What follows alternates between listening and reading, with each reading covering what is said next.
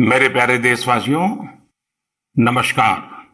आज फिर एक बार मन की बात के माध्यम से आप सभी कोटि कोटि मेरे परिवारजनों से मिलने का अवसर मिला है। मन की बात में आप सबका स्वागत है।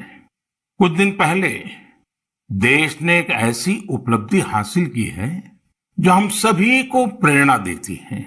भारत के सामर्थ्य के प्रति एक नया विश्वास जगाती है। आप लोग क्रिकेट के मैदान पर टीम इंडिया के किसी बैट्समैन की सेंचुरी सुनकर खुश होते होंगे, लेकिन भारत ने एक और मैदान में सेंचुरी लगाई है और वो बहुत विशेष है। इस महीने 5 तारीख को देश में यूनिकॉर्न की संख्या 100 के आंकड़े तक पहुंच गई है। और आपको तो पता ही है, एक यूनिकॉर्न यानी कम से कम 7,500 करोड़ रुपए का स्टार्टअप। इन यूनिकॉर्न्स का कुल वैल्यूएशन $330 बिलियन यानी 25 लाख करोड़ रुपयों से भी ज्यादा है। निश्चित रूप से ये बात हर भारतीय के लिए गर्व करने वाली बात है। आपको यह जानकर भी हैरानी होगी कि हमारे कुल यूनिकॉर्न में से 44 पिछले साल बने थे। इतना ही नहीं, इस वर्ष के 3-4 महीने में ही 14 और नए यूनिकॉर्न बन गए। इसका मतलब यह हुआ कि ग्लोबल पैंडेमिक के इस दौर में भी हमारे स्टार्टअप्स वेल्थ और वैल्यू क्रिएट करते रहे। इंडियन यूनिकॉर्न्स का average annual growth rate USA, UK और अन्य कई देशों से भी ज्यादा है। एनालिस्ट का तो ये भी कहना है कि आने वाले वर्षों में इस संख्या में तेज उछाल देखने को मिलेगी। एक अच्छी बात यह भी है कि हमारे यूनिकॉर्न्स डाइवर्सिफाइंग है। ये e commerce, fintech, edtech, biotech जैसे कई क्षेत्रों में काम कर रहे हैं। एक और बात जिसे मैं ज्यादा अहम मानता हूं वो ये है कि स्टार्टअप्स की दुनिया न्यू इंडिया की स्पिरिट को रिफ्लेक्ट कर रही है। आज भारत का स्टार्टअप इकोसिस्टम सिर्फ बड़े शहरों तक ही सीमित नहीं है। छोटे छोटे शहरों और कस्बों से भी एंटरप्रेन्योर सामने आ रहे हैं। इससे पता चलता है कि भारत में जिसके पास इनोवेटिव आइडिया है वो वेल्थ क्रिएट कर सकता है। साथियों, देश की इस सफलता के पीछे देश की युवा शक्ति, देश के टैलेंट और सरकार सभी मिलकर के प्रयास कर रहे हैं। हर किसी का योगदान है। लेकिन इसमें एक और बात महत्वपूर्ण है, वो है स्टार्टअप वर्ल्ड में राइट मेंटरिंग यानी सही मार्गदर्शन। एक अच्छा मेंटर स्टार्टअप को नई ऊंचाइयों तक ले जा सकता है। वह फाउंडर्स को राइट डिसीजन के लिए हर तरह से गाइड कर सकता है। मुझे इस बात का गर्व है कि भारत में ऐसे बहुत से मेंटर्स हैं जिन्होंने स्टार्टअप्स को आगे बढ़ाने के लिए खुद को समर्पित कर दिया है। श्रीधर वेम्बू जी को हाल ही में पद्म सम्मान मिला है। वह खुद एक सफल एंटरप्रेन्योर है, लेकिन अब उन्होंने दूसरे एंटरप्रेन्योर को ग्रूम करने का भी बीड़ा उठाया है। श्रीधर जी ने अपना काम ग्रामीण इलाके से शुरू किया है। वे ग्रामीण युवाओं को गांव में ही रहकर एक क्षेत्र में कुछ करने के लिए प्रोत्साहित कर रहे हैं। हमारे यहाँ मदन पड़ाकी जैसे लोग भी हैं जिन्होंने रूरल एंटरप्रेन्योर्स को बढ़ावा देने के लिए 2014 में वन ब्रिज नाम का प्लेटफॉर्म बनाया था। आज वन ब्रिज दक्षिण और पूर्वी भारत के 75 से अधिक जिलों में मौजूद है। इससे जुड़े 9,000 से अधिक रूरल एंटरप्रेन्योर्स ग्रामीण उपभोक्ताओं को अपनी सेवाएं उपलब्ध करा रहे हैं। मीरा शेनॉय जी भी ऐसी ही एक मिसाल है। वो रूरल, ट्राइबल और डिसेबल यूथ के लिए मार्केट लिंक स्किल ट्रेनिंग के क्षेत्र में उल्लेखनीय कार्य कर रही है। मैंने यहां तो कुछ ही नाम लिए हैं, लेकिन आज हमारे बीच मेंटर्स की कमी नहीं है। हमारे लिए यह बहुत प्रसन्नता की बात है कि स्टार्टअप्स के लिए आज देश में एक पूरा सपोर्ट सिस्टम तैयार हो रहा है। मुझे विश्वास है कि आने वाले समय में हमें भारत के स्टार्टअप वर्ल्ड के प्रगति की नई उड़ान देखने को मिलेगी। साथियों, कुछ दिनों पहले मुझे एक ऐसी इंटरेस्टिंग और अट्रैक्टिव चीज मिली जिसमें देशवासियों की क्रिएटिविटी और उनके आर्टिस्टिक टैलेंट का रंग भरा है। एक उपहार है जिसे तमिलनाडु के तंजावुर के एक सेल्फ हेल्प ग्रुप ने मुझे भेजा है। इस उपहार में भारतीयता की सुगंध है और मातृशक्ति के आशीर्वाद। मुझ पर उनके स्नेह की भी झलक है। यह एक स्पेशल तंजावुर डॉल है जिसे जीआई टैग भी मिला हुआ है। मैं तंजावुर सेल्फ हेल्प ग्रुप को विशेष धन्यवाद देता हूं कि उन्होंने मुझे स्थानीय संस्कृति में रचे बसे इस उपहार को भेजा। वैसे साथियों, ये तंजावुर डॉल जितनी खूबसूरत होती है उतनी ही खूबसूरती से ये महिला सशक्तिकरण की नई गाथा भी लिख रही है। तंजावुर में महिलाओं के सेल्फ हेल्प ग्रुप्स के स्टोर और कियोस्क भी खुल रहे हैं। इसकी वजह से कितने ही गरीब परिवारों की जिंदगी बदल गई है। ऐसे कियोस्क और स्टोर्स की सहायता से महिलाएं अब अपने प्रोडक्ट ग्राहकों को सीधे बेच पा रही हैं। इस पहल को तारगईगल कई विनयी पोरुत्कल विरप्पनई अंगाड़ी नाम दिया गया है। खास बात यह है कि इस पहल से 22 सेल्फ हेल्प ग्रुप जुड़े हुए हैं। आपको ये भी जानकर अच्छा लगेगा कि महिला सेल्फ हेल्प ग्रुप्स, महिला स्वयं सहायता समूह के ये स्टोर तंजावुर में बहुत ही प्राइम लोकेशन पर खुले हैं। इनकी देखरेख की पूरी जिम्मेदारी भी महिलाएं उठा रही हैं। ये महिला self help group Thanjavur doll और ब्रोंज लैंप जैसे जीआई प्रोडक्ट के अलावा खिलौने, मेट और आर्टिफिशियल ज्वेलरी भी बनाते हैं। ऐसे स्टोर की वजह से जीआई प्रोडक्ट्स के साथ साथ हैंडीक्राफ्ट के प्रोडक्ट की बिक्री में भी काफी तेजी देखने को मिली है। इस मुहिम की वजह से न केवल कारीगरों को बढ़ावा मिला है, बल्कि महिलाओं की आमदनी बढ़ने से उनका सशक्तिकरण भी हो रहा है। मेरा मन की बात के श्रोताओं से भी एक आग्रह है, आप अपने क्षेत्रों में ये पता लगाएं कि कौन से महिला सेल्फ हेल्प ग्रुप काम कर रहे हैं। उनके प्रोडक्ट्स के बारे में भी आप जानकारी जुटाएं और ज्यादा से ज्यादा इन उत्पादों को उपयोग में लाएं। ऐसा करके आप सेल्फ हेल्प ग्रुप की आय बढ़ाने में तो मदद करेंगे ही, आत्मनिर्भर भारत अभियान को भी गति देंगे। साथियों, हमारे देश में कई सारी भाषाओं, लिपियां और बोलियों का समृद्ध खजाना है। अलग अलग क्षेत्रों में अलग अलग पहनावा, खान पान और संस्कृति, ये हमारी पहचान है। ये डाइवर्सिटी, ये विविधता एक राष्ट्र के रूप में हमें अधिक सशक्त करती है और एकजुट रखती है। इसी से जुड़ा एक बेहद प्रेरक उदाहरण है एक बेटी कल्पना का, जिसे मैं आप सभी के साथ साझा करना चाहता हूं। उनका नाम कल्पना है, लेकिन उनका प्रयास एक भारत श्रेष्ठ भारत की सच्ची भावना से भरा हुआ है। दरअसल कल्पना ने हाल ही में कर्नाटका में अपनी 10वीं की परीक्षा पास की है। लेकिन उनकी सफलता की बेहद खास बात यह है कि कल्पना को कुछ समय पहले तक कन्नड़ा भाषा ही नहीं आती थी। उन्होंने न सिर्फ 3 महीने में कन्नड़ा भाषा सीखी, बल्कि 92 नंबर भी मिला करके दिखाए। आपको ये जानकर हैरानी हो रही होगी, लेकिन ये सच है। उनके बारे में और भी कई बातें ऐसी हैं जो आपको हैरान भी करेगी और प्रेरणा भी देगी। कल्पना मूल रूप से उत्तराखंड के जोशीमठ की रहने वाली हैं। वे पहले टीबी से पीड़ित रही थी और जब वे तीसरी कक्षा में थी तभी उनकी आंखों की रोशनी भी चली गई थी। लेकिन कहते हैं ना, जहां चाह वहां राह। कल्पना बाद में मैसूरू की रहने वाली प्रोफेसर तारामूर्ति के संपर्क में आई, जिन्होंने न सिर्फ उन्हें प्रोत्साहित किया बल्कि हर तरह से उनकी मदद भी की।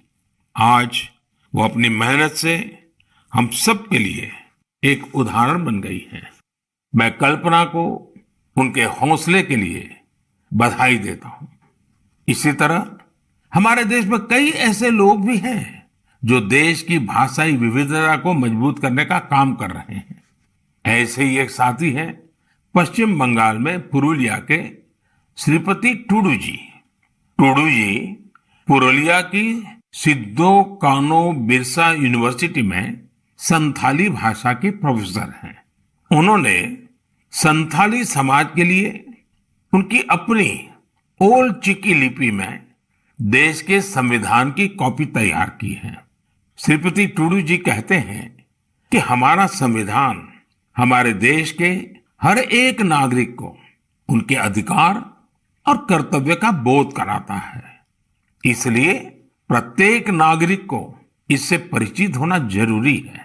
इसलिए उन्होंने संथाली समाज के लिए उनकी अपनी लिपि में संविधान की कॉपी तैयार करके भेंट सौगात के रूप में दी है।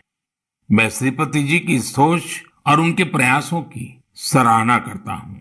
ये एक भारत श्रेष्ठ भारत की भावना का जीवंत उदाहरण है। इस भावना को आगे बढ़ाने वाले ऐसे बहुत से प्रयासों के बारे में आपको एक भारत श्रेष्ठ भारत की वेबसाइट पर भी जानकारी मिलेगी। यहाँ आपको खान पान, कला, संस्कृति, पर्यटन समेत ऐसे कई विषयों पर एक्टिविटीज के बारे में पता चलेगा। आप इन एक्टिविटीज में हिस्सा भी ले सकते हैं। इससे आपको अपने देश के बारे में जानकारी भी मिलेगी और आप देश की विविधता को महसूस भी करेंगे। मेरे प्यारे देशवासियों, इस समय हमारे देश में उत्तराखंड के 4 धाम की पवित्र यात्रा चल रही है। 4 धाम और खासकर केदारनाथ में हर दिन हजारों की संख्या में श्रद्धालु वहां पहुंच रहे हैं। लोग अपनी 4 धाम यात्रा के सुखद अनुभव शेयर कर रहे हैं। लेकिन मैंने ये भी देखा कि श्रद्धालु केदारनाथ में कुछ यात्रियों द्वारा फैलाई जा रही गंदगी की वजह से बहुत दुखी भी है। सोशल मीडिया पर भी कई लोगों ने अपनी बात रखी है। हम पवित्र यात्रा में जाएं और वहां गंदगी का ढेर हो, ये ठीक नहीं। लेकिन साथियों, इन शिकायतों के बीच कई अच्छी तस्वीरें भी देखने को मिल रही हैं। जहां श्रद्धा है वहां सृजन और सकारात्मकता भी है। कई श्रद्धालु ऐसे भी हैं जो बाबा केदार के धाम में दर्शन पूजन के साथ साथ स्वच्छता की साधना भी कर रहे हैं। कोई अपने ठहरने के स्थान के पास सफाई कर रहा है, तो कोई यात्रा मार्ग से कूड़ा कचरा साफ कर रहा है। स्वच्छ भारत अभियान की टीम के साथ मिलकर कई संस्थाएं और स्वयंसेवी संगठन भी वहां काम कर रहे हैं।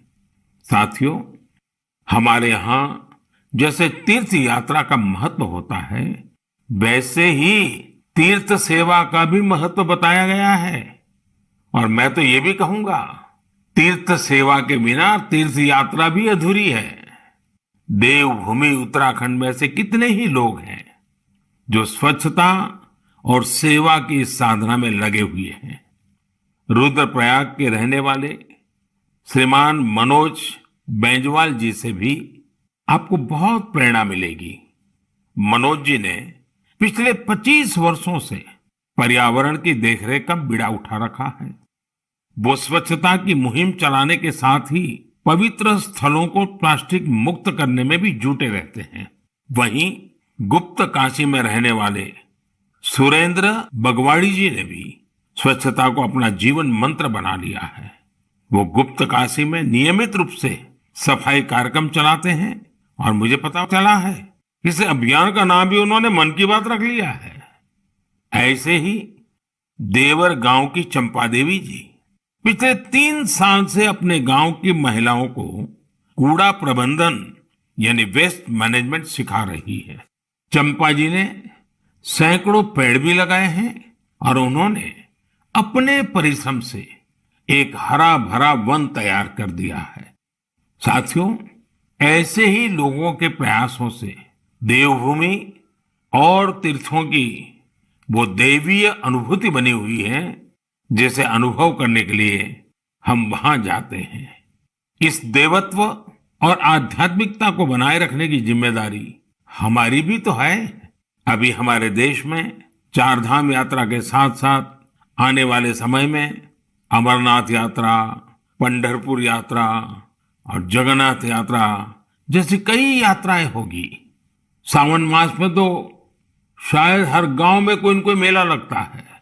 साथियों, हम जहां कहीं भी जाए, इन तीर्थ क्षेत्रों की गरिमा बनी रहे, शुचिता, साफ सफाई, एक पवित्र वातावरण, हमें इसे कभी नहीं भूलना है। उसे जरूर बनाए रखें और इसलिए जरूरी है कि हम स्वच्छता के संकल्प को याद रखें।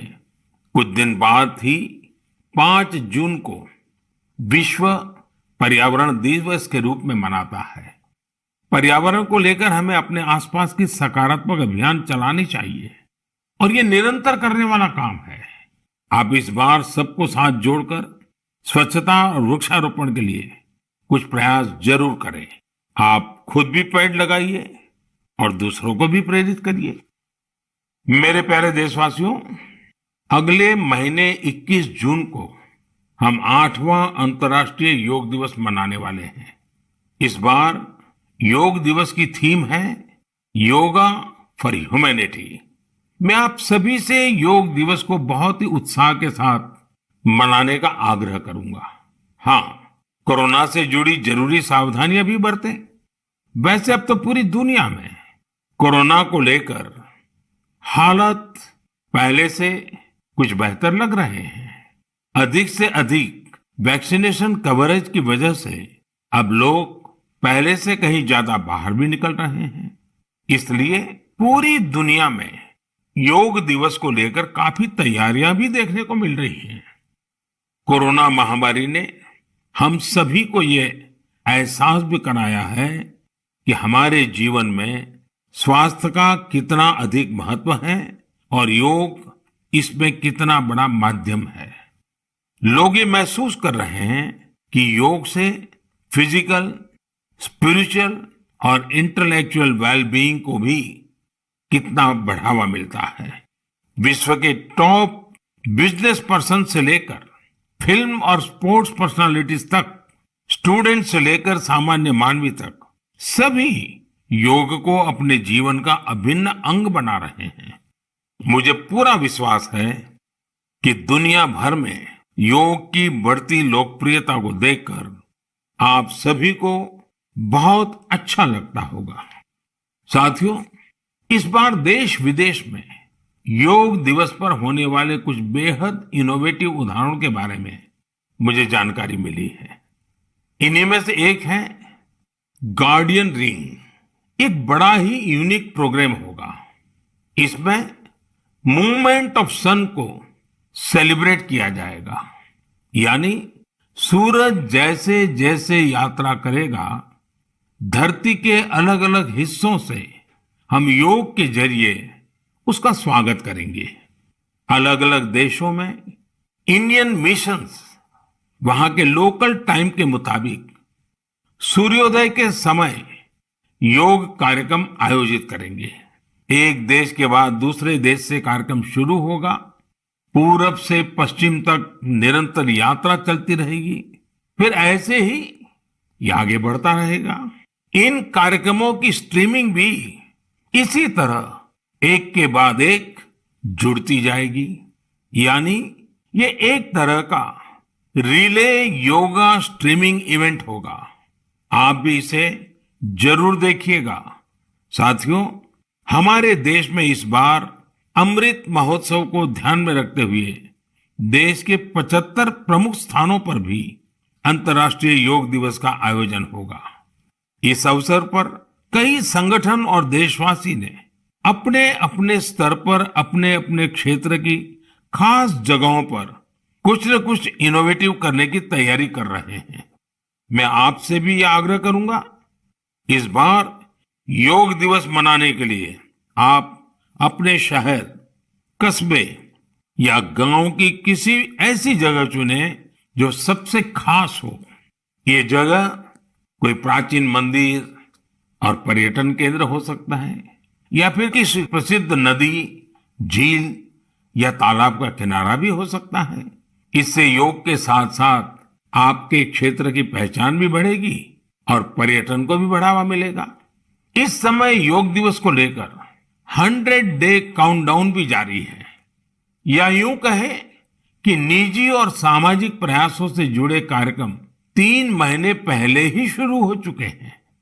जैसा कि दिल्ली में 100वें दिन और 75वें दिन के काउंटडाउन प्रोग्राम्स हुए हैं, वहीं असम के शिवसागर में 50वें और हैदराबाद में 25वें काउंटडाउन इवेंट आयोजित किए गए। मैं चाहूंगा कि आप भी अपने यहां अभी से योग दिवस की तैयारियां शुरू कर दीजिए। ज्यादा से ज्यादा लोगों से मिलिए। हर किसी को योग दिवस के कार्यक्रम में जुड़ने के लिए आग्रह कीजिए, प्रेरित कीजिए।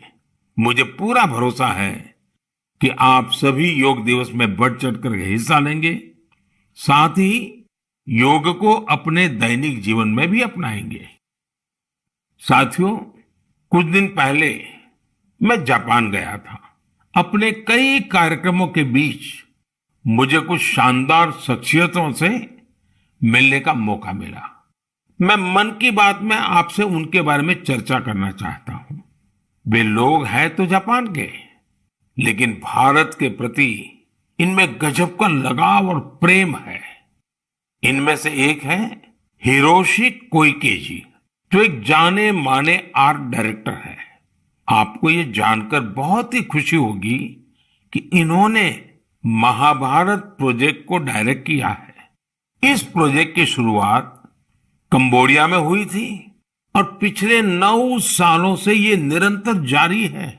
हिरोशी कोइके जी हर काम बहुत ही अलग तरीके से करते हैं। वे हर साल एशिया के किसी देश की यात्रा करते हैं और वहां लोकल आर्टिस्ट और म्यूजिशियंस के साथ महाभारत के कुछ हिस्सों को प्रोड्यूस करते हैं। इस प्रोजेक्ट के माध्यम से उन्होंने इंडिया, कंबोडिया और इंडोनेशिया सहित 9 देशों में प्रोडक्शन किए हैं और स्टेज परफॉर्मेंस भी दी है।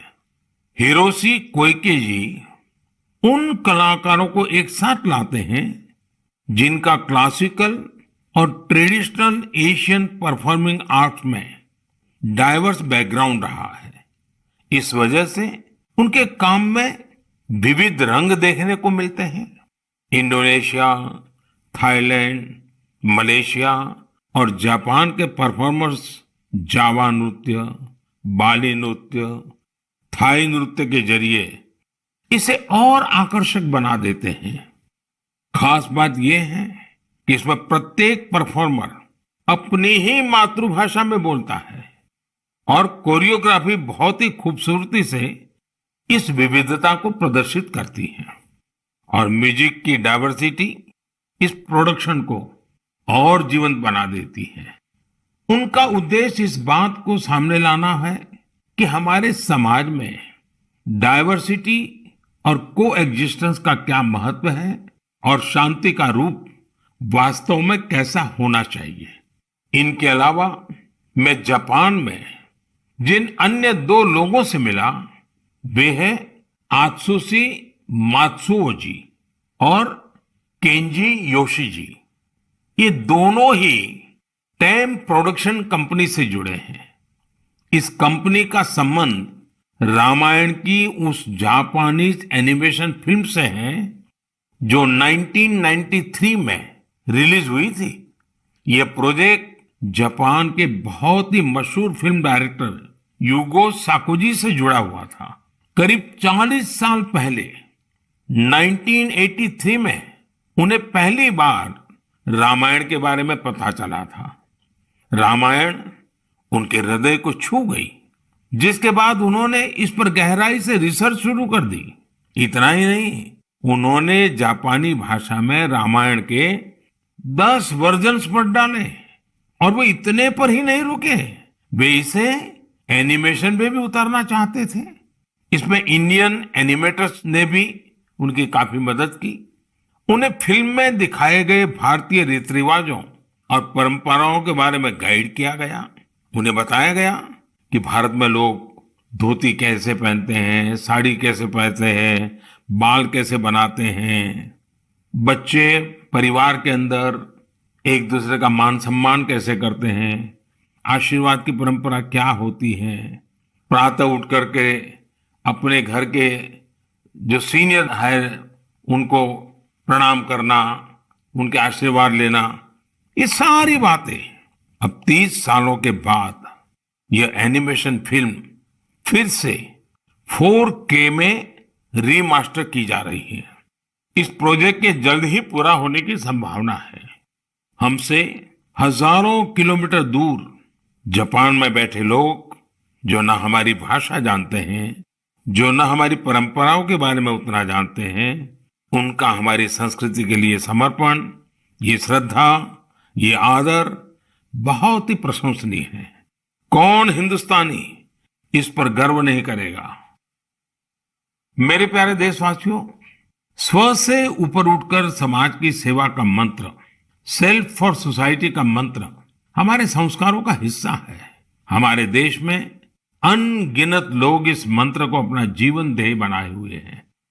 मुझे आंध्र प्रदेश में मरकापुरम में रहने वाले एक साथी राम भूपाल रेड्डी जी के बारे में जानकारी मिली है। आप जानकर हैरान रह जाएंगे कि राम भूपाल रेड्डी जी ने रिटायरमेंट के बाद मिलने वाली अपनी सारी कमाई बेटियों की शिक्षा के लिए दान कर दी है। उन्होंने करीब करीब 100 बेटियों के लिए सुकन्या समृद्धि योजना के तहत खाते खुलवाए और उसमें अपने 25 लाख से ज्यादा रुपए जमा करवा दिए।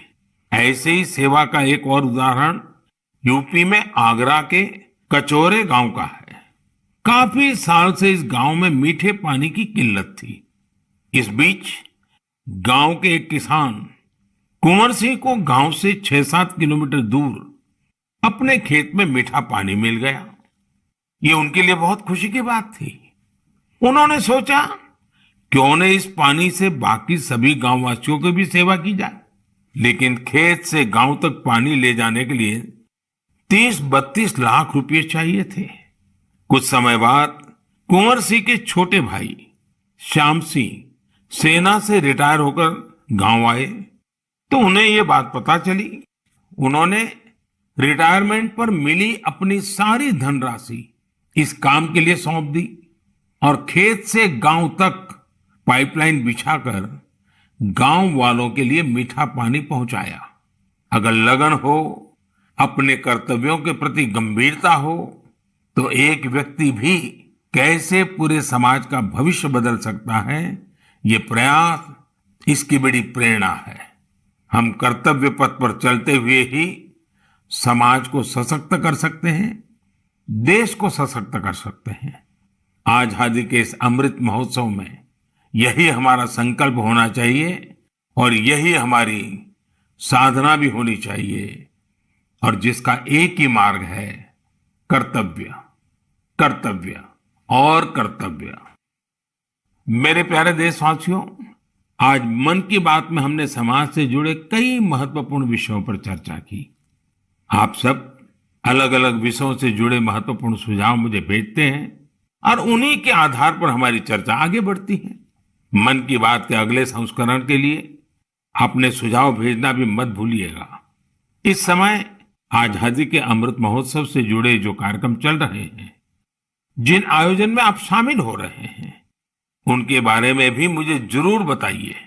नमो ऐप और माय गॉव पर मुझे आपके सुझावों का इंतजार रहेगा। अगली बार हम एक बार फिर मिलेंगे, फिर से देशवासियों से जुड़े ऐसे ही विषयों पर बातें करेंगे। आप अपना ख्याल रखिए और अपने आसपास सभी जीव जंतुओं का भी ख्याल रखिए। गर्मियों के इस मौसम में आप पशु पक्षियों के लिए खाना पानी देने का अपना मानवीय दायित्व भी निभाते रहें। ये जरूर याद रखिएगा। तब तक के लिए बहुत बहुत धन्यवाद।